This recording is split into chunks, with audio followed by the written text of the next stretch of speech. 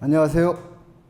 오늘 수도 변천을 통해서 본 고구려 발전의 역사를 주제로 강의하게 될 남북역사문화교류협회 교육위원장 박경순입니다. 반갑습니다. 우리 삼국시대라고 하면은 고구려, 백제, 신라, 가야, 부여, 사실상은 이제 삼국이 아니라 5개국이 쟁패를 다투던 시대라고 말할 수 있겠습니다. 그런데 고구려와 백제는 사실상 왕들의 뿌리는 같잖아요. 같은 뿌리인데 백제의 역사를 보면은 3번 수도를 옮겼습니다. 고구려 역사를 통해서 봤을 때도 수도를 3번 옮겼습니다. 그런데 고구려 수도 변천과 백제의 수도 변천 어떠한 차이가 있을까요? 그런 이제 의문을 가지고 이번 강의를 들으면 좀 재미가 있을 것 같습니다.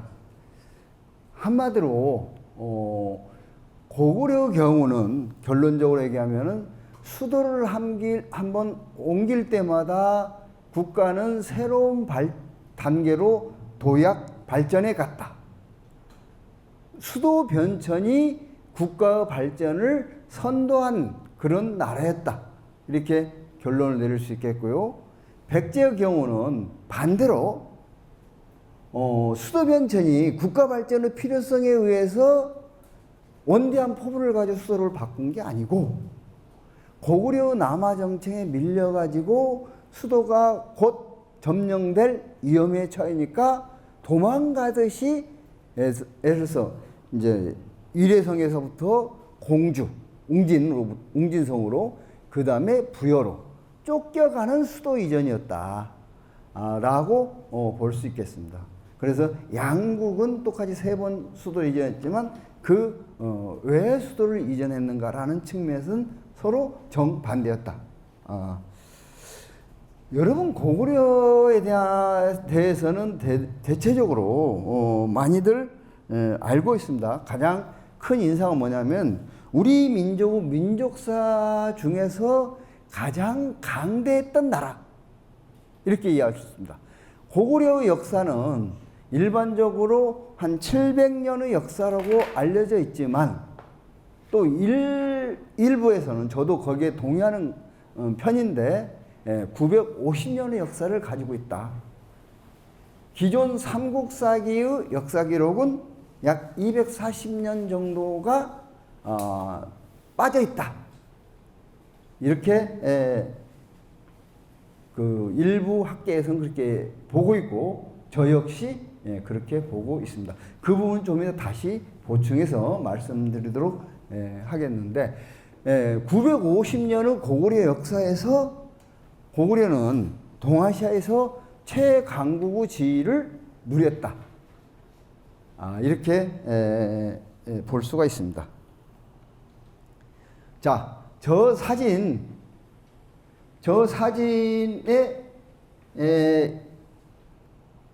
그림이 무엇인지 아십니까? 예, 고구려의 첫 수도였던 졸본성이 저 사진입니다. 졸본성.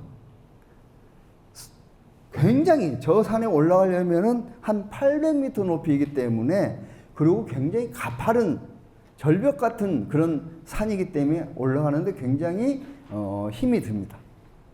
왜 저런 높은 산 위에 수도성을 쌓았을까?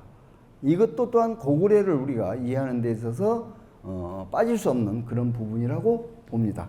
이런 의문들을 가지고 고구려를 살펴보도록 하겠습니다. 저희 강의는 이 고구려 건국과 다물정신, 다물이란 말은 한두 번 들어보셨을 건데 그에 대해서 좀 설명드리고 고구려는 산성의 나라입니다. 알려지기는 지금까지 발굴된 고구려 산성이 약 550개 정도 되는데 산성의 나라 고구려. 그래서 고구려는 국방 정책에 있어서 이 산성 중심의 방어 체계를 구축한 국방 전략을 구사했다. 이렇게 볼 수가 있겠습니다. 여기에 대해서 좀 살펴보고, 세 번째는 첫 번째 천도 졸본성. 졸본성은 지금 환인현 환인 지역이 졸본성. 졸본성에서 두 번째에서 국내성으로 천도를 했는데, 국내성 천도 과정에 대해 살펴보도록 하겠습니다. 그리고 고구려는 기본 수도는 3번 옮겼지만, 첫 수도 두 번째, 세 번째지만 2번 옮겼습니다. 수도가 3개의 수도가 있었죠. 그 중간에 여러 가지 이제 이유로 임시로 수도를 이전한 경우가 또 3번 있습니다. 그래서 임시 수도에 대해서 알아보기로 하고요. 그 다음에 세 번째 그 수도인 평양천도에 대해서 살펴보겠습니다. 그리고 나중에 평산성인 평양성 축조 과정에 대해서 살펴보고, 이런 순서로 진행을 하겠습니다. 왼쪽 그림 보면은 고구려 건국 당시에 고구려는 여러분 오부 체제였다라는 것은 좀 알고 계시겠습니다. 역사에 좀 관심 가요. 근데 오부 명칭은 약간 역사책마다 다릅니다. 쉽게 얘기하면 가운데는 중부고, 그 서쪽에 있는 건 서부, 북쪽에 있는 북부, 동쪽에 있는 동부, 그 다음에 남쪽에 남부라고 얘기하면 되는데, 중부 위치에 있는 게 지금 이제 흔히 말하면 국내성, 압록강 저 지방, 현재 거기가 중부로 봤을 때, 저쪽 오녀산성 쪽은 서부입니다. 여기에는 연나부라고 하는 그 부가 있습니다. 부라는 것은 부족, 종족, 이런 의미입니다. 5개의 부족 또는 시족, 종족들이 하나의 국가를 형성했다. 근데 정확한 개념으로 부족은 아닙니다. 부족은 아닌데, 적절한 여러분들이 이미지를 생각해서 부족이란 개념을 썼는데, 서부가 연나부이고, 북부가 여기 옆에 있는 게 제나부고, 중부는 여러분 이제 계류부, 흔히 우리 그 드라마 같은데 소선호 아시죠?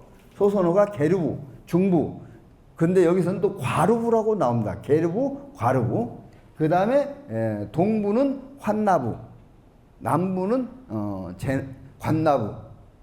이런 식으로 오부 명칭이 있는데, 이 주몽이 고구려를 건국할 당시에는 오부로 구성된 자그마한 나라였다. 이렇게 말씀드릴 수 있겠습니다.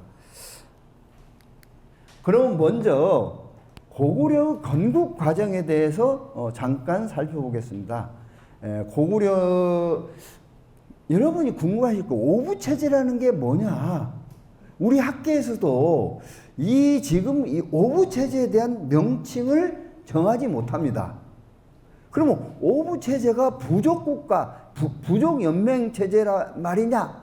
라고 질문하면 우리 선생님들은, 여기 이제 대학교에서 가르치시는 선생님들은 그건 아니다. 그럼 오부체제가 뭐냐? 그러면 고구려 건국될 당시에는 국가가 됐지만, 그 이제는 국가가 아닌 오부체제라고 얘기하는데, 사실 중국의 역사책에 보면은 기원전 10세기, 11세기 그 무렵에 구려라는 나라 이름이, 고이라는 나라 이름, 고이라는 말 들어보셨죠? 고이 또는 구려라는 나라 이름이 중국의 역사서에 등장합니다. 그 구려, 고이가 바로 고구려의 전신 국가였다. 그래서 그 오부체제는 단순히 부족연맹체가 아니라 하나의 고대 국가인 구려라는 나라가 있었다. 이렇게 이해하십니다. 여러분 처음 들어보시는 분들이 제가 많더라고요. 제가 강의하면 구려라는 나라? 예를 들어서 우리가 보면은 신라, 백제, 가야는 사만, 마음 변한 진안이라는 사만을 계승한 나라잖아요. 그러면 마음 변한 진안은 통틀어서 진국이라는 나라가 있었고, 거기 진국 왕이 있었던 거죠. 그러면 그건 다 이제 우리는 배우는데, 그러면 고구려 전신국가인 구려에 대해서는 우리 학계에서는 그것이 정립되어 있지 않아요. 우리 학계에서는. 그래서 그 부분이 사람들이 혼란스러워하고 있는 부분이다. 그러나 고구려의 전신인 구려라는 고대 국가가 있었고, 이 구려라는 고대 국가는 이미 중국 역사서 주나라 역사를 다룬 책에 이미 기원전 10세경에 중국 쪽에 사실을 파견했다는 기록이 나옵니다. 그래서 고이라는 이름으로 중국 사서에 나오거나 구려라는 이름으로 나오는, 그래서 고구려는 이 구려라는 고대 국가를 계승한 나라이다, 이렇게 이해하시면 되겠습니다. 그래서 압록강 중류, 그러니까 압록강 중류라는 게 지금 옛날에 국내성, 지금 중국 이게 무슨 길림성, 집안시. 거기서 이제 우리 조선으로, 우리나라로 하는 다리가 있고, 그 다리를 건너면 만포시가 있습니다. 우리나라 북한 만포시 건너편에 집안이 있고, 집안이 이제 그 옛날 고구려 때는 흔히 말해서 국내성이라고 부르는 곳입니다. 그래서 그게 아까 중부 지역 있고, 거기에 그 주변으로 5개 오부 체제가 지금 구려 국가였다. 그러면 구려라는 나라는 언제 성립된 나라였느냐, 고대 국가였느냐라는 것은 대체적으로 고고학적으로 기원전 15세기경 성립된 고대 국가라. 이것이 북측의 공식적 견해입니다.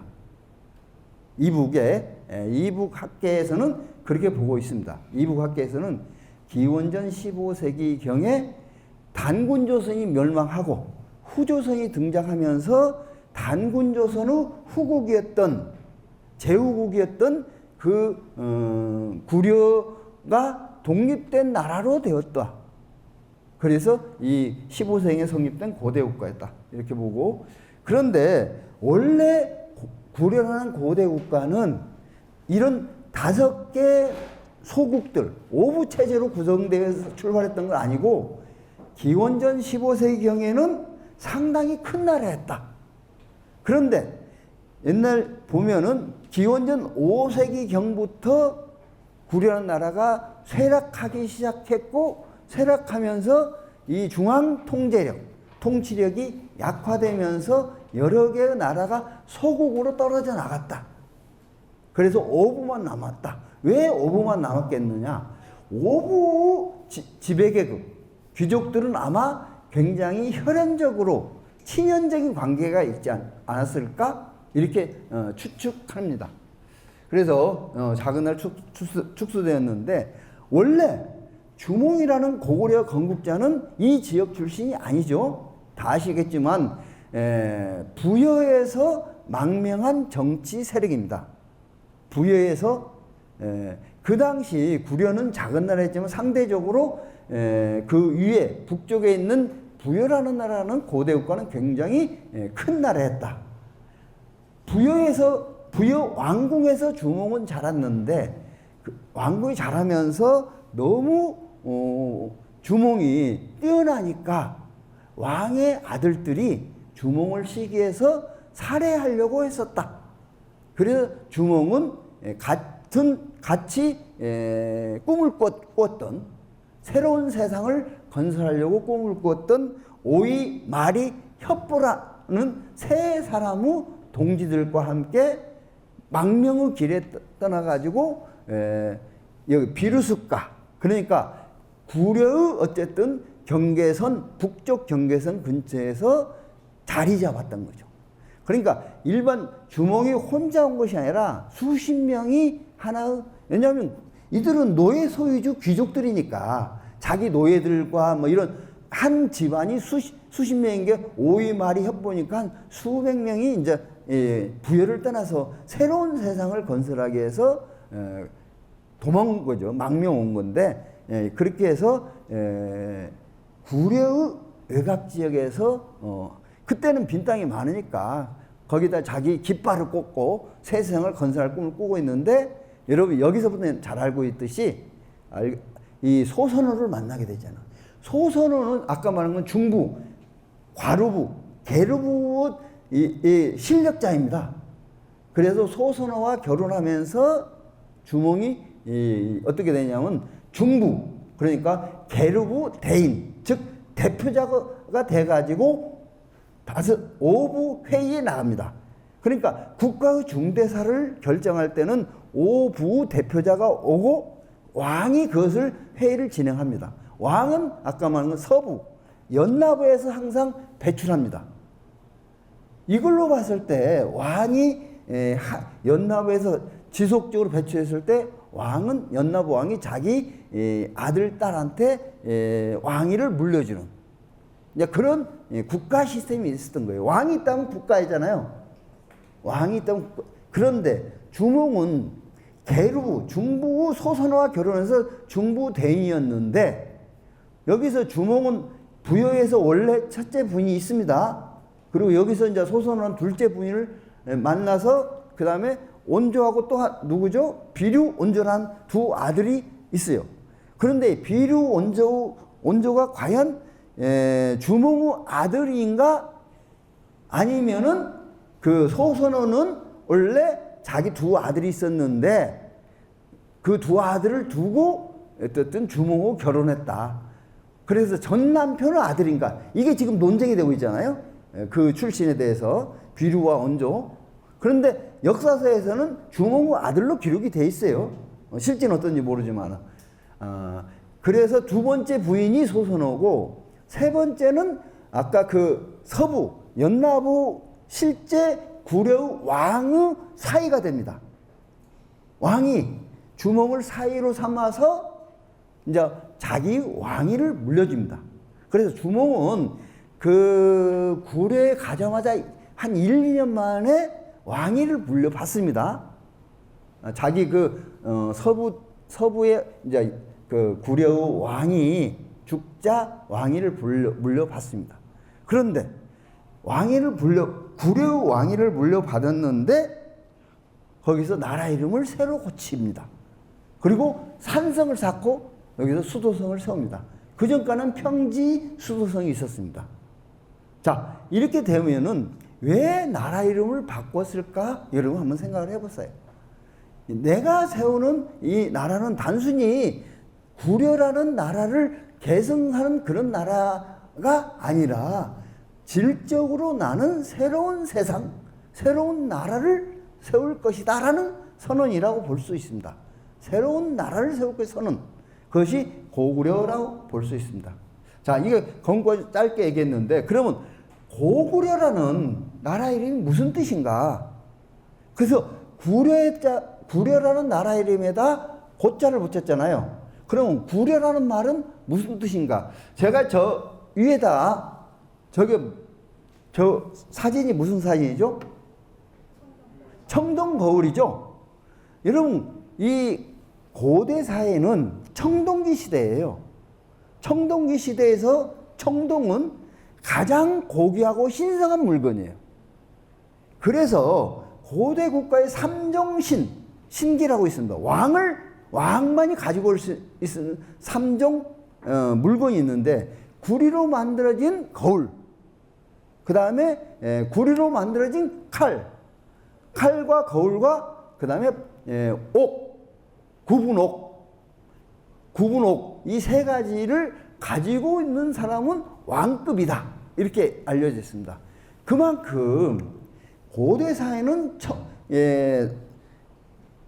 청동기 시대이기 때문에 청동이란 것은 가장 신성하고 고귀한 물건이다. 그래서 청동기는 원래 구리에다가 주석 아연을 합금한 게 청동기잖아요. 그래서 주성분은 구리입니다. 그래서 여러분 구려라는 나라 이름하고 구리라는 말 뜻은 동일한 실체를 의미하는 개념이에요. 그래서 구려라는 나라 이름은 이제 매우 신성한 나라다라는 의미를 갖는 나라입니다. 근데 거기에다 고자가 붙입니다. 고를 붙이는 것 자체는 이제 높을 꽃자를 이제 우리가 보는데 원래 순수 우리말 K자이잖아요. 이런 말은 대인, 크다, 태양 이런 것들을 의미하는 그 개념입니다. 그래서 고구려라는 것은 태양의 후손이 다스리는 신성한 나라다. 이런 의미를 갖고 있습니다. 고구려라는 나라 이름이 원래 이제 한자로 우리 고구려 나라 이름을 해석하려는 이제 그런 어쨌든 흐름들이 우리 학계에도 존재하고 있는데 그 당시에 한자는 단수 이두라고 합니다. 순수 우리말을 중국식 한자로 표현하고 있을 뿐이에요. 동일한 발음이 나는 한자를 골라가지고. 그런데 한자 뜻으로 나라 이름을 해석하려고 해서는 안 된다는 거죠. 그랬을 때 이제 고구려는 그래서 고구려 깃발에서는 이제 보면 삼조고라는 거 아시죠? 세발 까마귀 깃발에 삼조고를 표시하고 있는 거잖아요. 그 삼조고 의미는 우리가 이제 그 마지막 시에 고구려 문화에 다룰 건데 그거입니다. 고구려에서 삼조고를 하는 것 자체는 고구려 천문학이 발전하면서 태양의 흑점을 삼족으로 표현하고 있는 거예요. 흑점을 표시한 거예요. 그렇기 때문에 삼족이라는 나라는 태양을 의미하는 거다. 이렇게 이해하실 수 있습니다. 그러면 지금 우리가 이제 궁에 가보시면은 보면 임금이 앉는 자리에 항상 이게 오른쪽에는 해가 그려져 있고 왼쪽에는 달이 그려졌잖아요. 그러면 고구려 주몽은 나중에 이제 어떤 보면 삼국유사 이런 데 보면 해와 달의 아들 이런 표현을 쓰는 거예요. 그래서 우리나라의 한자 그 나라 이름은 대체적으로 태양과 연관된 그런 개념들을 많이 쓰고 있다. 이렇게 이해하시면 되겠습니다. 그런데 아까 말한 것처럼 제가 오부체제라는 것 자체가 고대국가 오부체제다 이렇게 얘기를 했는데 나라가 약화되다 보니까 어떠냐면 오부 각각 나라들이 소국연합체로 운영이 됐어요. 무슨 얘기냐면은 국가에는 왕이 절대 권력을 가지고 있어야 됩니다. 왕의 말은 곧 법인데 왕권이 약화되고 그러다 보니까 사실상 국가 주요한 문제들을 오부 대인들이 서로 협의해서 결정하고 왕이 거의 상징적인 그런 존재로 되어 있었습니다. 그래서 주몽이 했던 첫 번째 조치는 오부연합 체계에서 소국연합 국가 체계에서 주종관계. 그래서 오부를 보면은 각각 조위, 선인 뭐 이런 등등의 관료 체제가 다 있어요. 그래서 그러나 결국은 주몽이 되면서부터 이 관리들은 등급이 낮습니다. 주몽은 국가적 국가의 신하 관료라는 의미고 이쪽 다른 부는 제후 관료 이런 의미로 주종 관계로 다 바꿔나갑니다. 이것이 왕권을 확립해 나가는 그런 과정이다 이렇게 볼 수 있습니다. 그래서 고구려 건국 과정을 살펴봤고요. 여러분들은 보면은 이제 이런 잘못된 관념을 가지고 있습니다. 고대 국가 시절에 있어서는 나라에서 무슨 특별한 이념과 이상은 없었다 이렇게 볼 수 있습니다. 그렇게 생각하는 분들이 많아요. 그래서 우리가 고구려가 국시가 있었고 또 나중에 보면은 삼국 통일을 하려고 남하 정책을 추진했다 이렇게 말을 하면은 그 당시 무슨 삼국 통일의 이상이라 고대 국가는 뭐죠? 귀족들은 영토 확장의 욕심밖에 없었다 이렇게 얘기합니다. 그러면 한 나라를 이끌어 나가는 왕이고 또 전체 귀족과 평민 그다음에 노비 이 집단적 시스템을 운영해 나가려면은 단순히 자기의 계급적 욕망, 물질적 욕망만으로 한 나라를 이끌어 나갈 수 없습니다. 그렇기 때문에 그 당시에도 우리나라가 지향할 수 있는 사상과 이념과 가치, 목표 이런 것들을 내세워야만이 국가가 발전해 나갈 수 있을 뿐만 아니라 국가가 통합시켜 나갈 수도 있겠다.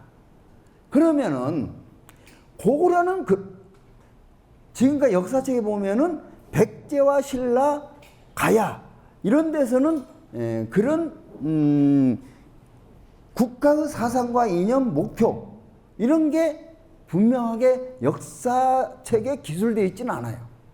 그러나 그 당시에도 분명히 있었습니다. 그런데 고구려만은 특별하게 그런 국가의 시책과 이념이 표현된 것이 있었으니 그것이 곧 다물사상입니다.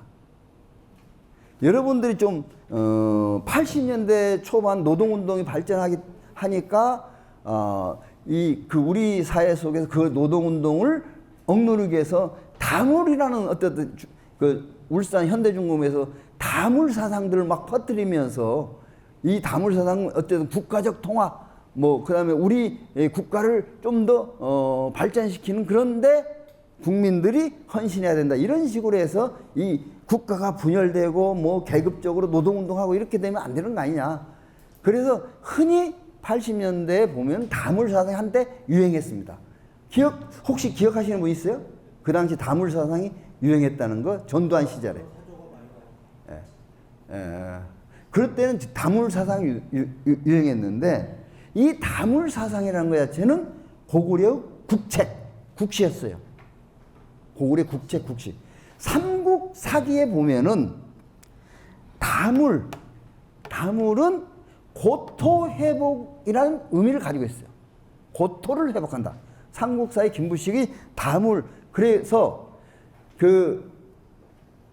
아까 제가 원래 구려는 큰 나라였는데 어부만 남은 작은 나라로 되었다 이렇게 말씀드렸잖아요. 근데 주몽은 고구려를 세우면서 결국은 첫 번째 내세운 목소리가 뭐였냐면은 큰 나라로 만들겠다는 거예요. 큰 나라로 만들겠다. 그래서 아주 높은 산에 수도성을 쌓았던 거란 말이죠. 큰 나라를 만들려고 했는데 첫 번째 목표는 옛날 우리 구려에 소속된 작은 소국들을 다 통합하겠다. 원래 구려에 있다가 떨어져 나가서 독립된 소국으로 떨어져 나간 그런 나라들이 많이 있습니다. 그런 나라들을 다시 재통합하겠다 해가지고 그것을 국가 목표로 내세웠어요. 그것이 뭐냐면은 오부 옆에 가장 그 옆에 있는 비류국이라고 있어요. 비류국이라는 소국이 있는데 비류국하고 어떻든 삼국사기 같은 부분 주몽하고 힘결이가 나오잖아요. 힘결이라는 과정이 나오는데 그래 결국은 비류국왕이 주몽에게 져서 실제로 싸움에서 졌는지 아니면은 그 평화적으로 그렇게 되었는지는 불분명하지만은 주몽이 그 왕이 된 그 다음에 비류국이 고구려에 통합했어요. 그러면서 비류국왕을 후라는 것은 신하 제후라는 얘기잖아요. 다물후라고 얘기했어요. 왜 다물후라고 얘기했냐? 우리 국가의 꿈은 고토를 회복하는 것인데 너희 비류국이 그 첫 번째 이제 우리한테 통합된 소국 왕이라는 의미로 너를 이제 다물후다 이렇게 얘기하면서 고구려 국시인 다물이라는 것들이 밝혀지게 된 거죠. 그래서 기원전 276년 비류국을 통합하고 다물후로 칭했다. 그래서 다물이라는 것 자체는 고토 회복을 의미하는 고구려 국가 정책 이렇게 이해하시면 됩니다. 그래서 고구려 어쨌든 국가 통합 정책은 이 고구려가 멸망할 그때까지 정세와 조건에 따라서 확장됩니다. 제가 고구려 건국연대는 277년 서기전 우리나라는 삼국사 BC 37년이라고 나오는데 그거보다 이제 240년 더 앞선 그런데 여기에 대해서는 현재 복잡하기 때문에 생략하겠습니다. 37년으로 생각하시든지 이제 기원전 270년 이건 여러분 다음에 살펴보기로 하고 단지 37년이 아니라는 것 자체는 대부분 증거가 있어요. 예를 들어서 한무제가 조선을 기원전 108년에 조선을 침략해서 이제 고조선을 멸망시키잖아요. 그리고 한사군을 설치했는데 한사군이 뭡니까? 그다음 낭랑, 임둔, 진본, 현도 이 4개 군을 설치를 합니다. 그런데 여러분 다른 것이냐? 현도군의 군 수도 소재지 이름이 뭡니까? 현도군 소재지. 그 현도군은 수도죠. 그것이 고구려현입니다.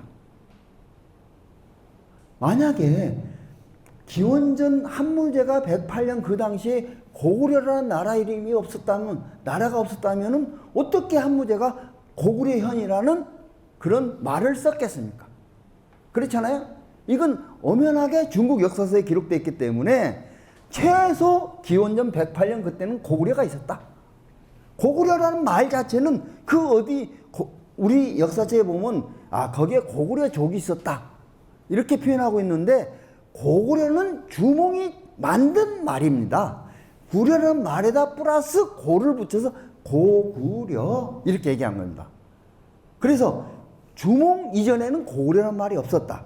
그렇기 때문에 최소 늦잡아도 기원전 108년 이전에 주몽은 있었고 주몽이 고구려를 건국했던 것은 움직일 수 없는 사실이다. 이 점만 좀 이해하시고 넘어가면 되겠습니다. 그래서 처음에 이제 고토 회복 그 첫 단계는 아까 말씀드렸듯이 옛날 구려의 나라. 예를 들어서 저쪽 왼쪽 이걸 보면은 고구려라는 영역이 있지 않습니까? 보이십니까? 예. 그 옆에 개마. 오늘날 개마고원을 지칭하는 거예요. 그 옆에 구다. 그 다음에 행인.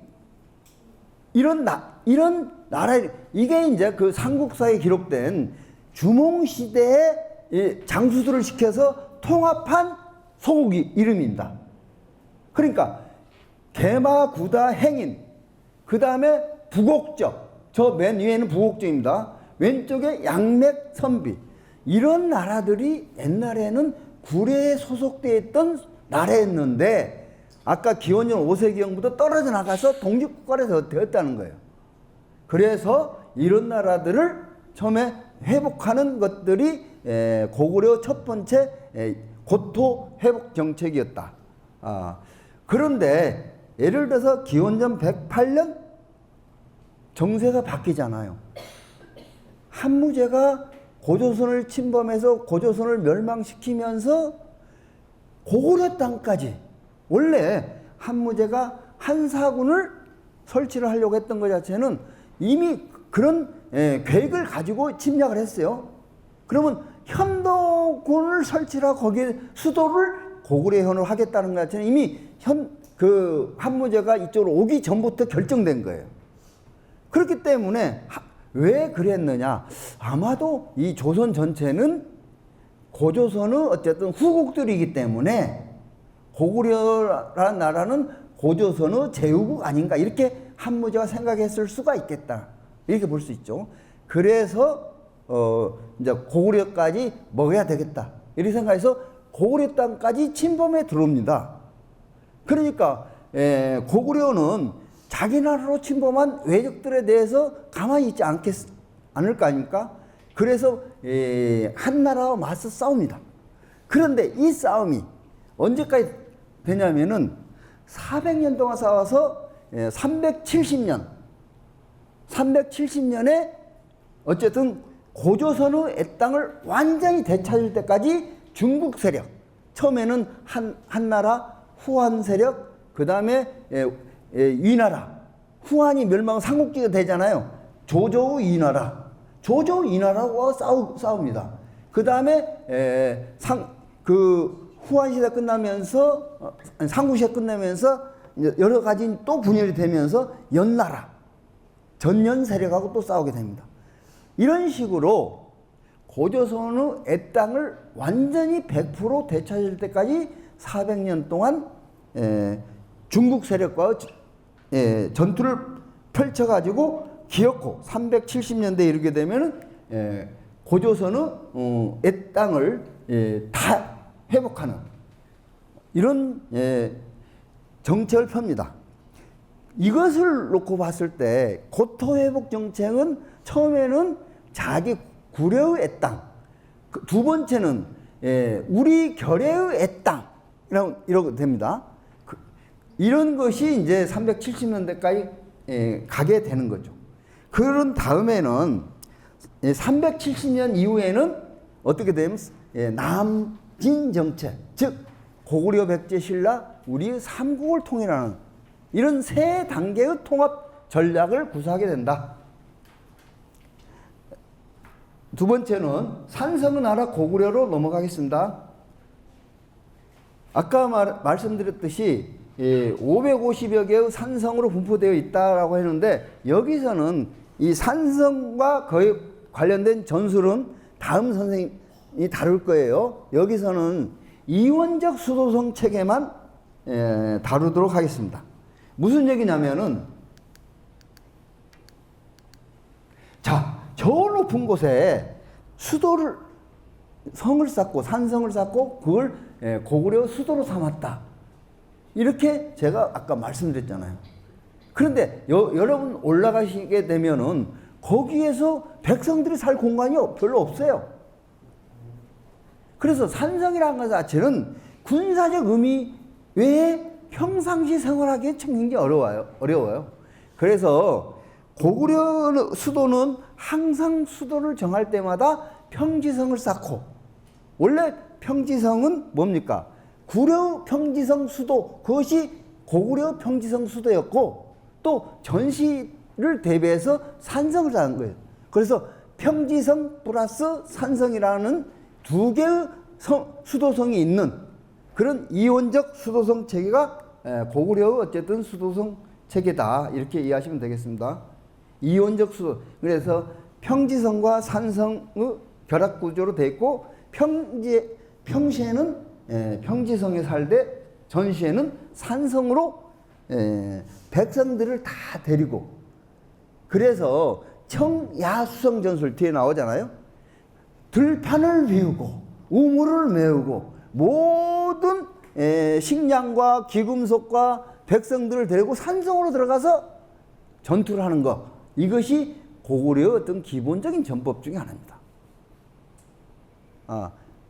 그렇기 때문에 고구려 사람들의 전쟁은 항상 산성으로 같이 하기 때문에 군인들과 민간인들이 함께 싸우는 형태의 전쟁을 하는 거죠. 여러분 안시성 전투 때 그건 아시죠?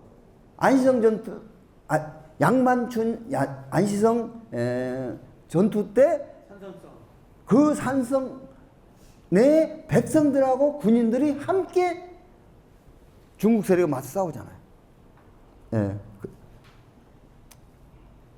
그래서 전민항쟁 방식의 효율적 방어 체제를 구축했고, 이것은 고구려 국방정 전략의 핵심 체계다, 이렇게 생각.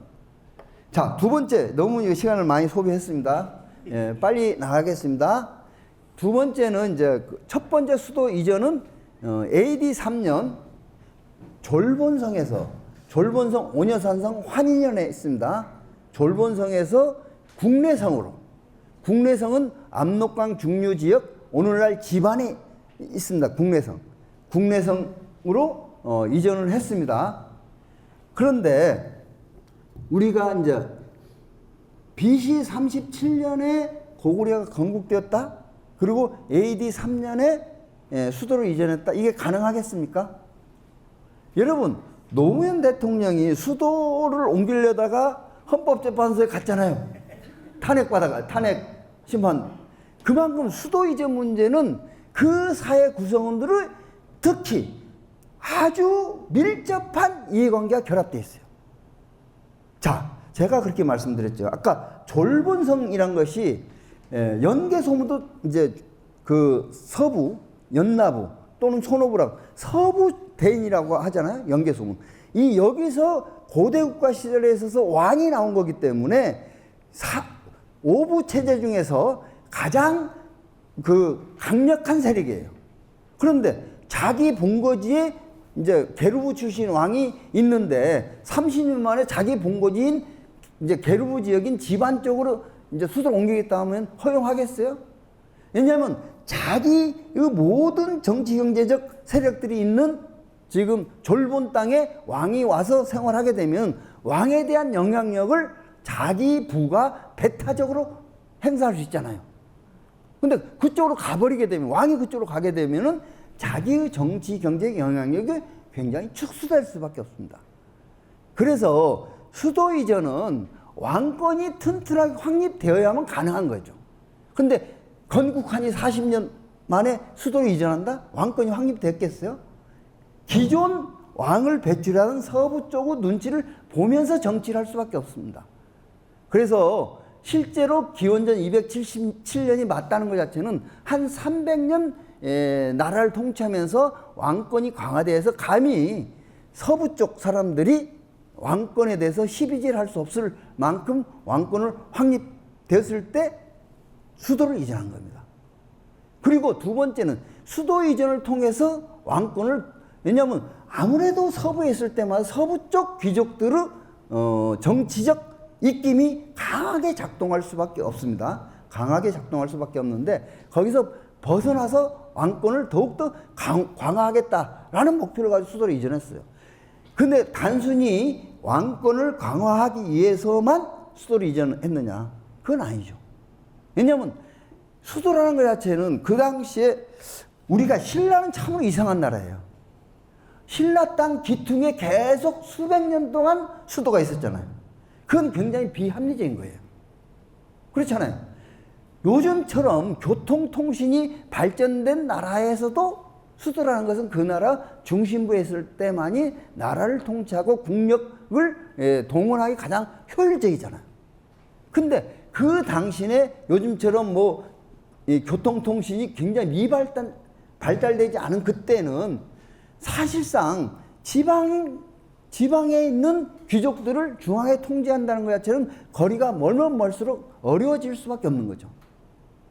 이제 그렇기 때문에 여기에서 수도라는 것 자체는 대체적으로 그 나라의 중심부에 있을 때만이 각 지역 사람들에 대한 정치 영향력을 동등하게 행사할 수 있겠다. 그런 측면이 있고, 두 번째는 국가 발전을 견지해서 어쨌든 왕이 그 나라를 통치하는데 교통통신이 유리한 지에 가야만이 국가 발전을 통일적으로 이끌어 나갈 수 있겠다. 국가 모든 인적 물적 역량을 동원하기 유리한. 그 다음에 세 번째는 그래서 이제 그 졸본에서 지방 국내성으로 이전하는데 여기에 이제 평지성은 흔히 말해서 통구성이라고 얘기합니다. 여러분 국내성에 가보신 분들 좀 있을 거예요. 거기에 가보면 시내에 고구려 성이 지금 남아있잖아요. 고구려 남아있고 거기서 한 3km 정도 가면은 환도성이라고 지금 중국 당국에서 이름을 붙이는데 그 당시 삼국성에 나오면 위남성이라는 산성이 있어요. 그 산성에 보면은 삼국사기에 있어서 그 이제 못 속의 잉어 연못이 있고 이게 한 나라가 10만 대군이 후한세력이 쳐들어왔는데 한 달 동안 서로 대치하고 있어. 둘 다 지금 양식이 떨어져 곤혹스러운 상황이에요. 이럴 때 이제 이제에서 잉어를 그 못 속의 잉어를 잡아서 싱싱한 풀로 싸가지고 한 나라한테 선물해 주니까 야 내부에서는 지금 성 안에 있어서는 물도 풍부하고 그 다음에 양식도 풍부하구나. 도저히 현재 우리가 포위해서 계속 버틸 수 없다. 우리가 먼저 굶어 죽겠다 하고 철수합니다. 이것이 위남성 전투 이야기입니다. 이건 들어보셨죠? 잉어를 파릇파릇 이제 물풀에 싸서 선물해 줬다는 거. 이런 것이 이남성입니다. 그래서 이남성은 국내성의 산성이고 그 다음에 통구성은 평지성이다.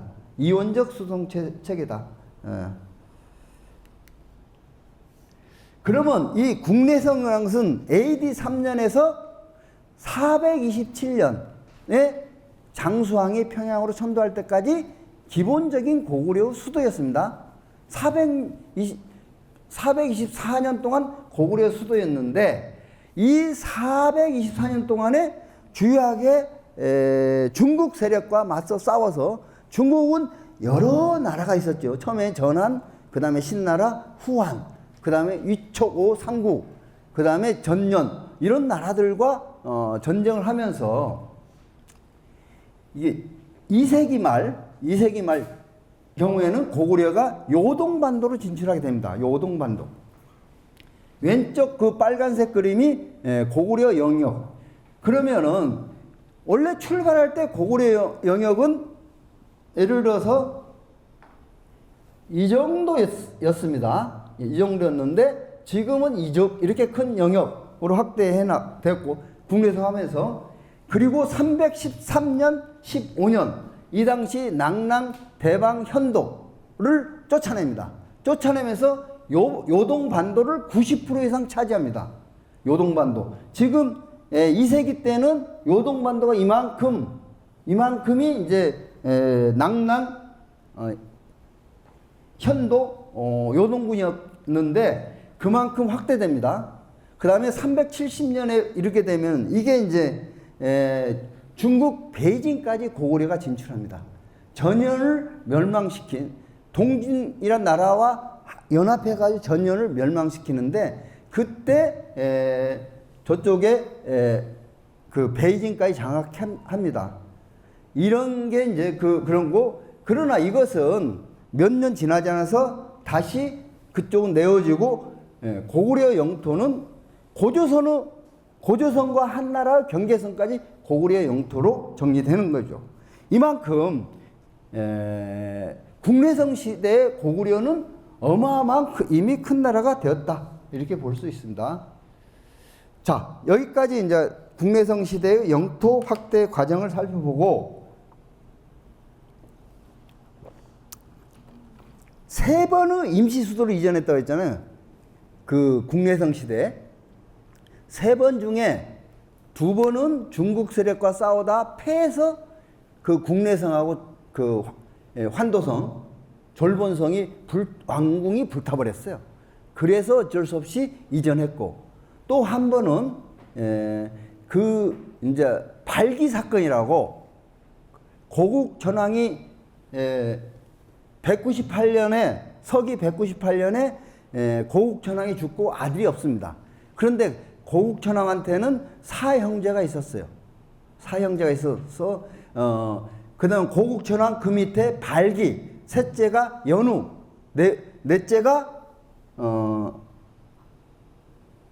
넷째가 있었는데 제가 성함을 까먹었네. 죄송합니다. 그렇게 사형제가 있었는데 원래 큰형이 죽으면은 둘째가 왕위를 계승하는 것이 합리적이잖아요. 그래서 그때는 고구려에서는 형사취수제라는 제도가 있었다고. 그게 뭔지 아십니까? 예, 형이 죽으면은 그 동생이 형수와 결혼해가지고 왕위를 물려받는 거.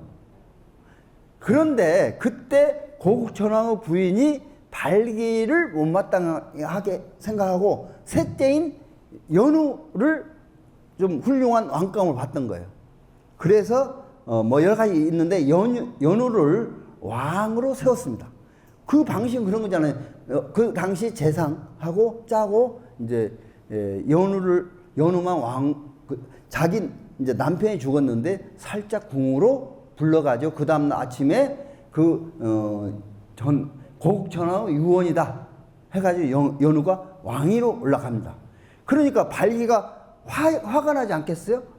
발기가 자기 이제 그 부하들을 이끌고 성을 공격합니다. 공격하는데 3일을 공격했지만은 실패로 돌아가니까 어디로 가냐면은 중국 땅으로 들어가 가지고 그때 중국의 공손도 세력이라고 그 세력이 존재한 그 세력한테 3만 명의 병사만 모아주면은 우리 고구려를 내가 장악하고 너희들한테 후한 사례를 주겠다 해서 외세를 끌어 들어 가지고 고구려를 침략하는데 이때 넷째가 장군을 나서서 공손도 침략을 저지 파탄시킵니다. 그리고 발기가 이제 둘째 형인데 굉장히 이제 엄하게 꾸짖게 됩니다. 그러자 발기가 부끄러움에 자결합니다. 이것이 이 사건인데 발기의 주요한 정치적 기반이 어디냐면 졸본 지역에 정치적 기반이 있었습니다. 그러니까 졸본은 공손도 침략은 물리치고 발기의 반란은 물리쳤지만은 그 지역의 민심과 귀족 세력의 동요성이 심하지 않겠어요? 이렇기 때문에 왕이 직접 그쪽으로 가가지고 거기서 이제 이거 임시 수도로 삼고 그 지역을 다독거리는 그런 천도를 하게 됩니다. 이것이 환도성 천도의 전략적 의미다. 이렇게 볼 수 있겠습니다. 이때는 서부를 튼튼히 장악하게 해서 공격적으로 서부로 이전한 건데 가장 지금 우리 역사에서 쟁점이 되고 있는 여러분들도 247년 동천왕이 전쟁에서 패배해가지고 결국 저쪽에 옥저 땅까지 도망가잖아요. 동해안까지. 그 다음에 국내성하고 졸본성이 불타버린다. 그래서 어쩔 수 없이 평양으로 임시수도를 삼고 평양성을 임시수도로 삼았습니다. 그런데 이 평양성이 어디냐라고 둘러놓고 아직까지 우리 학계 속에서는 방향을 잡지 못하고 있다. 왜? 삼국사기에 보면은 평양 가로 열고 닫고 이렇게 나옵니다. 선인 왕검의 택. 선인 왕검이 누굽니까? 단군이죠. 택이라는 것은 그 집이란 뜻이죠. 집이라는 것 자체는 사실상은 단군 조선의 수도 이런 개념입니다. 그러니까 현재 평양일 수밖에 없어요. 그런데 그걸 인정하면 어떻게 됩니까? 그 247년까지 313년까지는 평양에는 뭐가 있어야 되죠? 낙랑군이 있어야 됩니다. 이것을 가리켜서 낙랑군 제평양설이라고 하는데 일제시대 때 일본 역사학자가 낙랑군이 평양에 있었다고 논리를 정리한 이후에 중국과 우리 한국의 역사학계에서는 지금도 이것을 망고 진리라고 생각하고 바꾸지 못하고 있어요. 여러분, 그리고 이것을 부정하게 되면은 정식 역사학자라기보다는 이단시 하고 있습니다. 이단시. 그런데 이북 역사학계에서는 평양은 처음부터 중국 세력한테 장악된 적이 없었다고 보는 거예요. 평양은. 그래서 그러면 평양이 왕검성 아니었냐? 그러면 이 고조선과 아까 이제 한나라의 전쟁, 한무제와 고조선은 전쟁터가 왕검성이었어요. 그럼 다 평양일 수밖에 없는데 이런 질문에 대해서 이제 이북학계에서는 어떻게 얘기하냐면 왕검성이 두 개 있다. 하나는 현재 평양이고 하나는 요동반도 계주성. 거기에 왕검성이 있다. 왕검성은 여러분 이제 오늘 제가 이게 굉장한 비밀인데 이걸 여러분이 믿느냐 안 믿느냐 이 문제는 이제 굉장히 이제 우리 역사학을 이해하는데 굉장히 중요한 문제예요. 처음에 아까 유리왕이 졸본에서 국내성으로 천도했다고 했잖아요. 그래서 졸본 지역을 뭐라고 칭했습니까? 역사 별도라고 했습니다. 또 다른 수도다 이거예요. 또 다른, 여기가 옛날 우리 수도였는데 지금도 역시 또 다른 수도였다.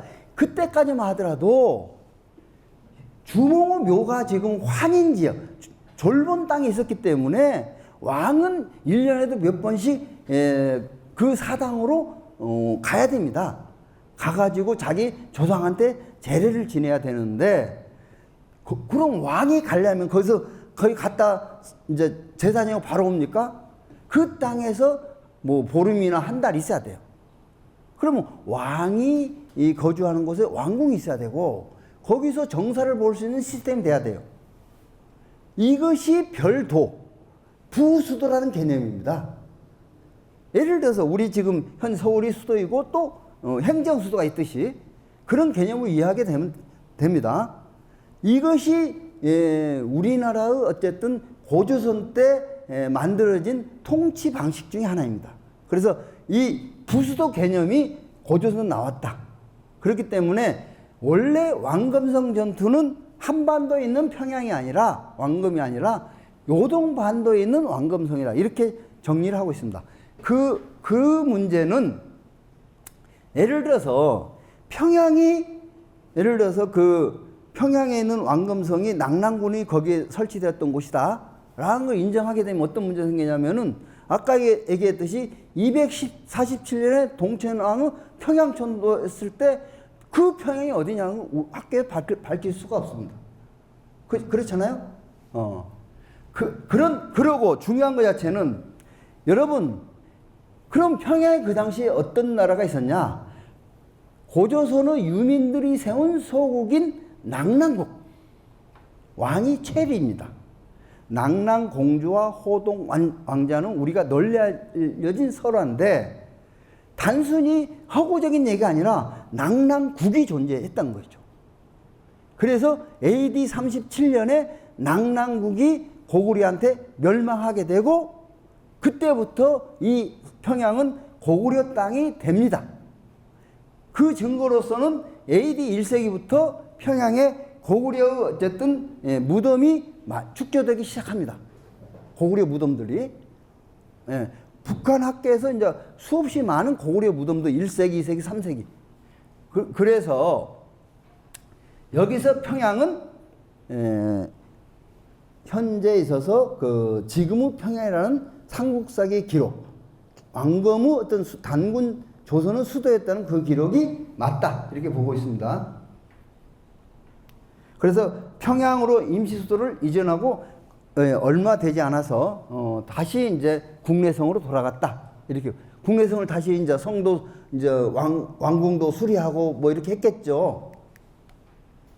그 다음에 두 번째, 이제 아까 첫 번째는 이제 졸본으로 임시수도를 이전했고, 두 번째는 평양으로 임시수도를 이전했고, 이게 동천왕 천도인데, 세 번째는 고국원왕.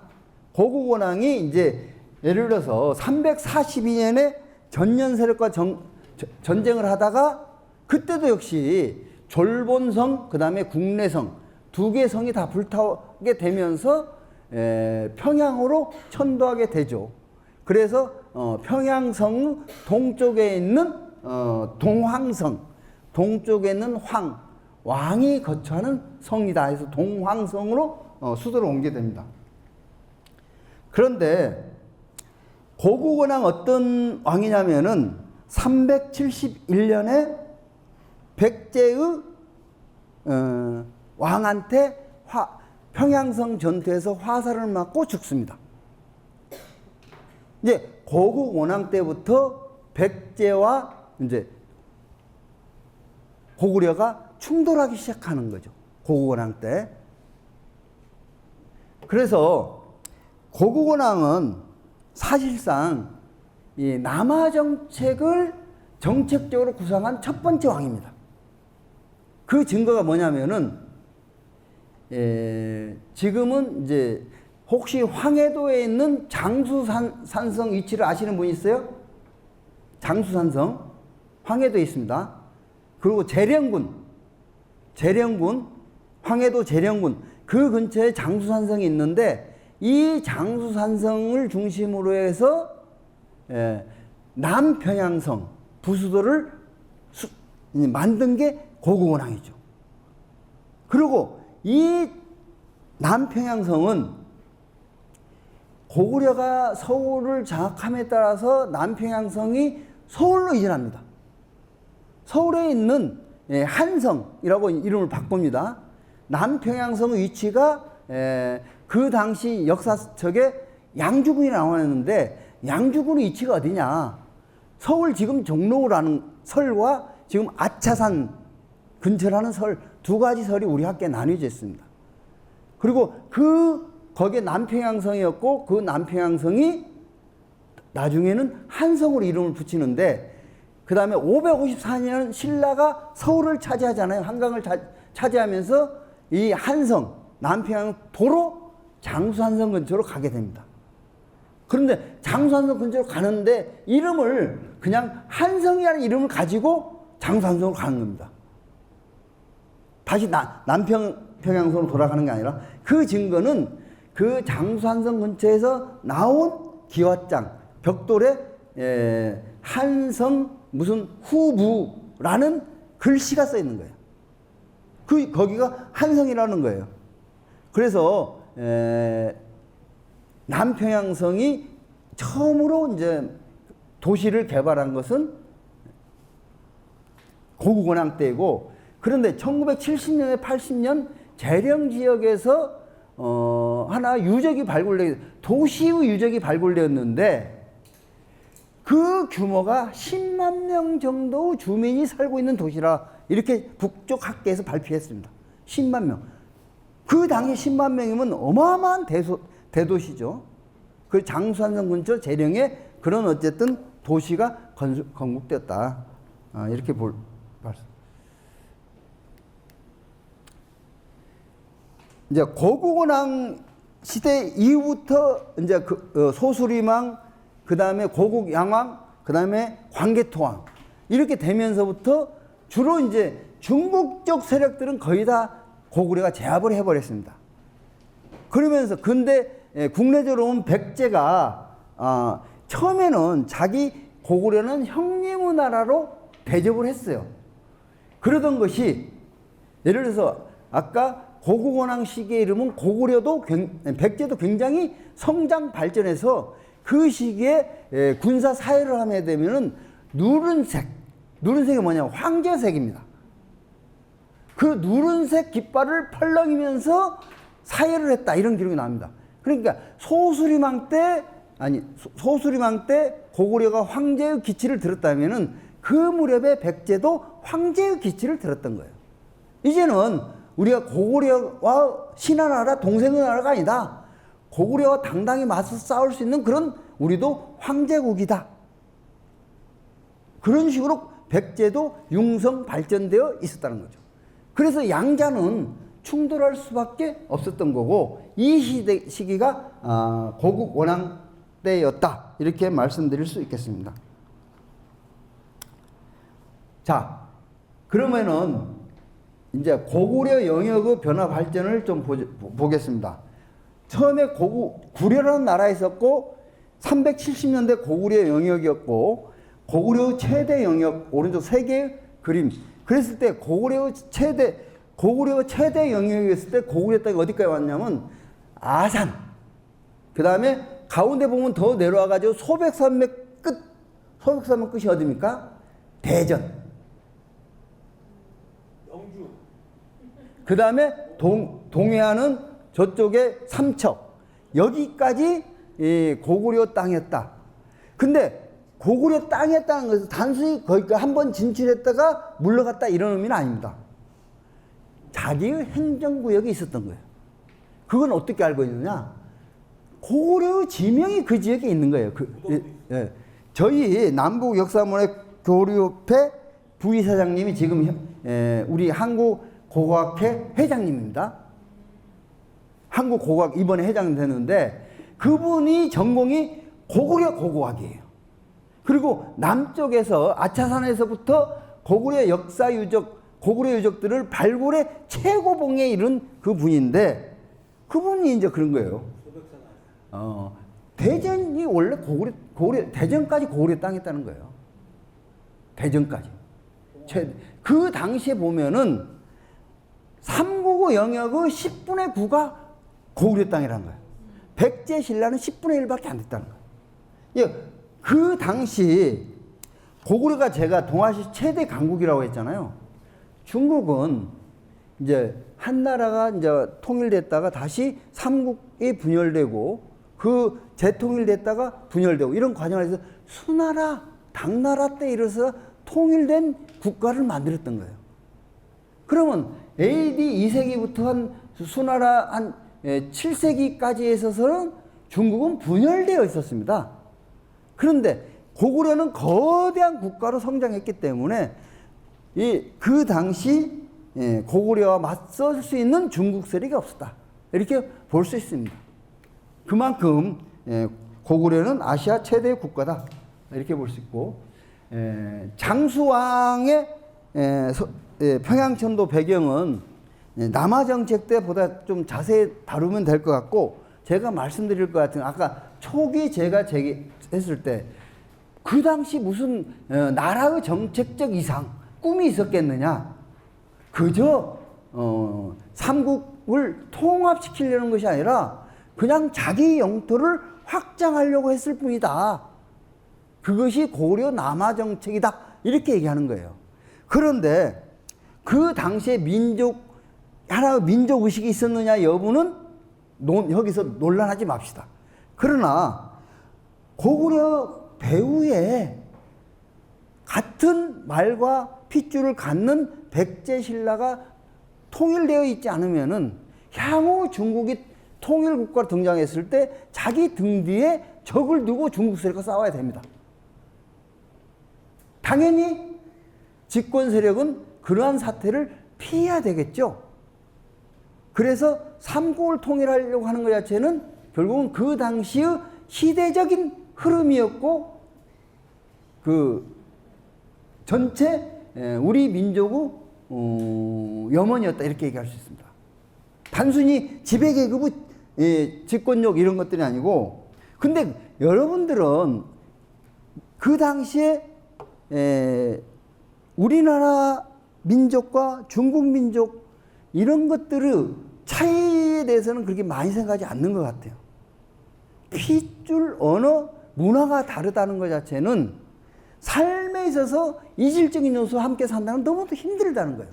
어차피 노예나 소장농들은 착취받고 억압받는 계급이지만 자기 동족한테 착취받고 억압받는 것과 외세, 말도 안 통하고 핏줄도 다른 문화도 다른 그런 세력한테 착취받고 억압받는 것은 전혀 성격이 다르다 이거죠.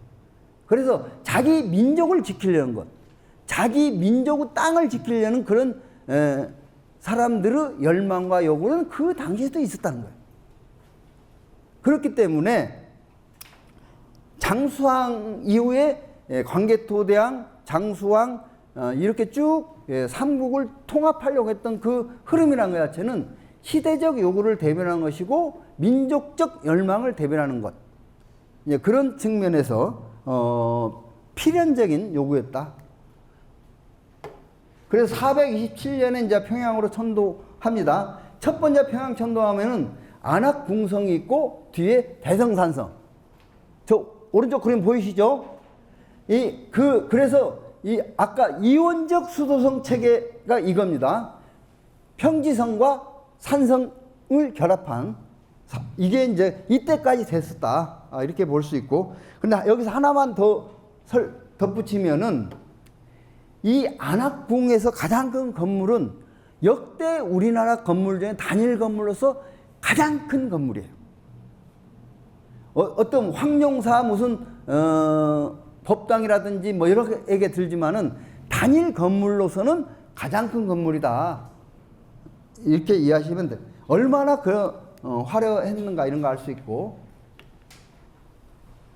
이 부분은 중복되기 때문에 다음 강의자한테 미루도록 하겠습니다. 자, 이것만 말씀드리고 제 강의는 마칠까 합니다. 제가 처음에 있잖아요. 고조선 때부터 우리 민족사에서는 부수도 개념이 있었다 이렇게 얘기합니다. 부수도.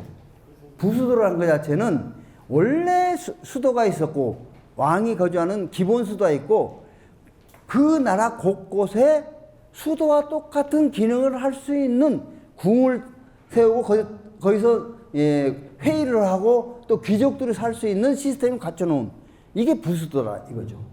그래서 부수도 역사를 보면은 우리가 졸본에서 국내성을 올 때 졸본은 부수도였습니다. 별도. 그러면 국내성에서 평양으로 오면 부수도가 졸본도 부수도였고 국내성도 부수도가 되겠습니다. 그러면 수도 하나이고 부수도가 두 개 이런 형태가 되겠고 그러면 평양으로 천도한 이후에 고구려 어쨌든 지배 집단했던 것 자체는 그 후에는 원래 이쪽에서 보면은 졸본 국내성 근데 이쪽이 주로 중국이 침략하게 되면 이쪽으로 오게 됩니다. 그 다음에 삼국을 통해서 보면 이쪽이에요. 그러면 남평양, 북평양 두 개의 부수도를 설치해서 한 개 수도, 5개 부수도 이렇게 부수도 체제를 갖췄습니다. 이런 우리의 역사적 전통을 계속해서 후기신라, 흔히 우리가 말하는 통일신라라고 부르는데 이것은 잘못된 개념이다 해서 저는 후기신라라고 이름을 붙입니다. 고구려와 백제가 멸망한 이후에 대동강 이남의 신라. 그러면 이 후기신라 때 경주의 수도로 있으면서 아까 제가 말한 통치 어려움을 극복하기 위해서 오소경을 설치합니다.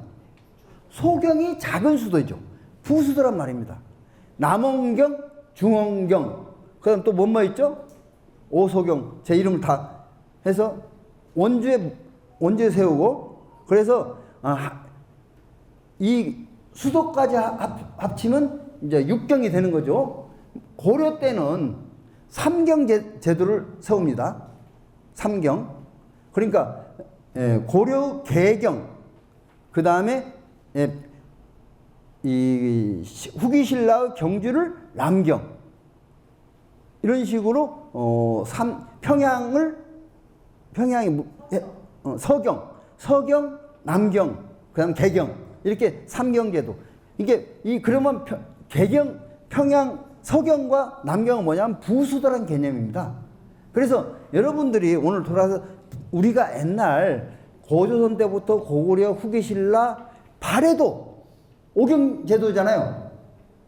발해도 오경제도입니다. 그 다음에 고려도 삼경제도. 이런 걸 보면은, 우리나라 역사에서 부수도라는 게 있었다. 이런, 어떻게 보면은, 남쪽 학계에서는 이제 부수도 개념을 별로 설명을 안 해주거든요. 그래서, 부수도 개념이 굉장히, 고구려, 백제, 신라, 그 이전은 고대사, 중세사 이해하는 매우 중요한, 유용한 개념이다. 그래서, 단동에서, 서쪽으로 한 40분 정도 버스를 타고 가면은 봉성이라는 곳에 이르게 되는데, 박지원의 열하일기에 이런 기준이 나옵니다. 봉성을 통해서 지금 열하까지 가는 거예요. 사신일당을 따라서. 여기 봉이라는 것은 봉황이라는 것을 의미하고, 봉황이라는 것은 그 황제라는 것을 의미하는 거다. 여기에 봉황산성이 있으니, 여기가 무슨 또 다른 평양인가? 북평양으로도 한다는 거예요. 그 사람들이. 그 주변 사람들이. 그래서 나는 알 수가 없다. 이런 기절을, 열하일기를 한번 찾아보세요. 이 기절을 찾아보세요. 그러니까, 박지원이가 평양은 평양만 있는 줄 알았는데 여기도 북평이라고 얘기한다. 그리고 아까 남평양 얘기를 드렸잖아요. 그래서 평양이 있고, 북평양이 있고, 남평양이 있고. 그래서 우리도 한 개의 수도와 네 개의 부수도 제도가 고구려 어쨌든 수도성 체계였다. 그런데 이게 왜 중요하냐면은 수당 전쟁 때 수나라 당나라 최종 점령 목표가 어디였냐면은 요동 반도를 장악하는 거였어요. 요동 반도 중심지가 북평양성이니까. 그래서 평양성 전투는 곧 북평양성 전투를 의미한다. 우리가 지금 북평양성 얘기하는데 그 당시 북평양성에 살던 사람, 우리는 북평양성이야 이렇게 얘기하는 거죠. 왕금성이야 이런 거죠. 평양성이다 이렇게 얘기합니다. 평양성이야. 그래서 평양을 장악하는 것 자체는 실제 지금의 평양이 아니라 수양제하고 당태종이 장악할 목표는 요동반도를 장악해가지고, 왜냐하면은 자기들은 한 400년 동안 요동반도는 자기 땅이었잖아요. 그래서 요동반도를 되찾겠다 이런 목표였지 않냐 이런 것들이. 근데 중국 학계도 이런 것들은 왜냐하면 밝히는 건 자기들한테 손해잖아. 그래서 은폐하고 있다 이렇게 말씀드리고, 지금 우리가 이 얘기만 하고 이제 마치겠습니다. 그래서 정리하자면은 고구려는 수도를 옮길 때마다 국가 발전이 이룩되었고 그 결과 국토와의 영역이 어마어마하게 확장됐다. 이것이 고구려의 역사였다. 그 결과 550년 무렵에 되면은 평양의 수도가, 평양 인구가 100만이라고 역사책에 나옵니다. 그렇다면은 어떤 산성에서 이 많은 인구를 산성으로 데리고 갈 수가 없잖아요. 그 다음에 이때는 부가 축적되어서 어마어마한 소와 말 부가 있는데 이런 것들을 전부 다 하나의 산성으로 다 끌고 가가지고 청야수성 전술을 펼치기 어려운 거예요. 그만큼 이제 사회가 발전. 그래서 생각하는 게 뭐냐면은 중국은 평지성이잖아요. 모든 성. 우리는 평산성이라는 개념이 나왔어요. 그래서 고구려, 그 다음에 우리 조선시대 한양도석이 평산성이잖아요. 도시 전체를 산과 산을 연결시켜서 성벽을 쌓아가지고 도시 전체를 방어하는 시스템. 도시 전체를 산성으로 둘러싸는 거예요. 이걸 평산성. 이것이 한양도성의 원형이 장안성입니다. 550년 장안성. 장안성을 공사가 한 30년 동안 계속되었는데, 그러면서 이원적 수도체가 정리되고 평산성 체계로 우리나라 수도성 체계가 바뀌었다. 이렇게 말씀드리면서 지금 약간 보너스로 지금 평양에 보면은 여기가 아까 보면 안압궁과 대성산성 여기입니다. 그 다음에 처음에 247년에 평양성으로 천도했던, 임시 천도했던 이 평양성이 이 청암동 토성 이거고요. 그 다음에 고구권왕이 평양으로 동황성이 여기서부터 동쪽인 고방산성 이런 게 있었고, 그 다음에 이 장안성이라고 일컬어지는 550쌍은 지금 평양의 중심지가 이 지역입니다. 장안성 지역. 이렇게 이해하시면서 고구려의 역사를 수도성과 부수도, 그 다음에 임시수도 이런 개념으로 살펴보면서 오늘 강의를 마치도록 하겠습니다. 감사합니다.